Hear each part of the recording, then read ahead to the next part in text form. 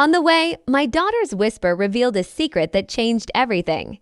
Nothing was ever the same after that. We were heading to her grandparents' anniversary party, a night that should have been filled with laughter, warmth, and family joy. But something felt off from the beginning. My wife's insistence on taking separate cars kept echoing in my mind, as if there was a reason behind it she didn't want me to know. I kept trying to convince myself that I was overthinking, that maybe it was just for convenience. But deep down, it didn't sit right. As I drove, every turn on the road felt heavier, like it was leading me towards something I wasn't prepared to face. Then my 9-year-old daughter slowly leaned forward, her breath slightly unsteady, and whispered words that shook me to my core. I looked at her through the rear view mirror. Her eyes were filled with fear and confusion, like even she didn't fully understand the weight of what she was about to reveal. In her hands was my wife's old phone, the same one I had been told was lost. In that moment, a cold realization crept in. Maybe nothing was as it seemed. My thoughts began to scatter. My grip tightened on the steering wheel, and an unfamiliar fear settled deep inside me. It started to feel like this wasn't just a simple drive to a family celebration, but a journey straight into a truth that could change my entire life. And perhaps, in that quiet moment, without any noise or warning, my world had already begun to fall apart. By the time we reached the house, my mind was no longer calm. It was racing with questions I didn't have answers to. The sound of music and laughter filled the air as I stepped out of the car. But it all felt distant, almost unreal. People were smiling, hugging, celebrating 40 years of love and commitment. Yet I stood there feeling like I didn't belong in that moment anymore. My eyes instinctively began searching for my wife.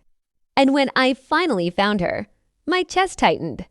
She wasn't with her family, not laughing with her parents or greeting guests.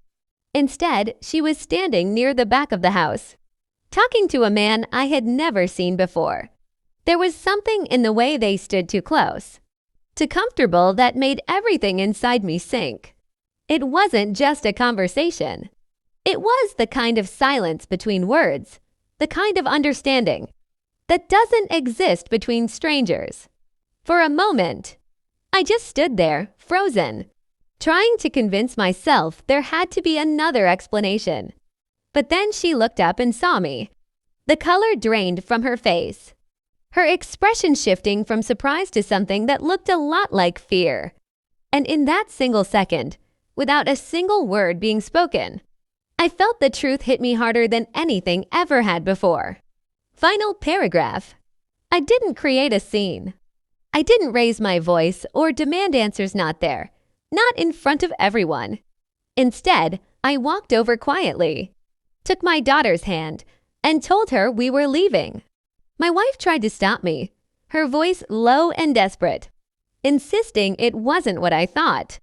But for the first time, I didn't stay to listen.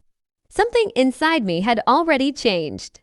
The drive back home was silent, heavier than any silence I had ever felt before. My daughter eventually fell asleep in the back seat, still holding onto me as if she was afraid of losing me too. And as I drove through the dark, empty roads, one thought kept repeating in my mind: I wasn't just leaving a party that night. I was leaving behind a version of my life I could never return to. Now I sit here, replaying every moment, every sign I ignored, every doubt I pushed away. I don't know what comes next. I don't know how to face her, or even if I should. But one thing is certain: some truths don't just hurt, they change you forever.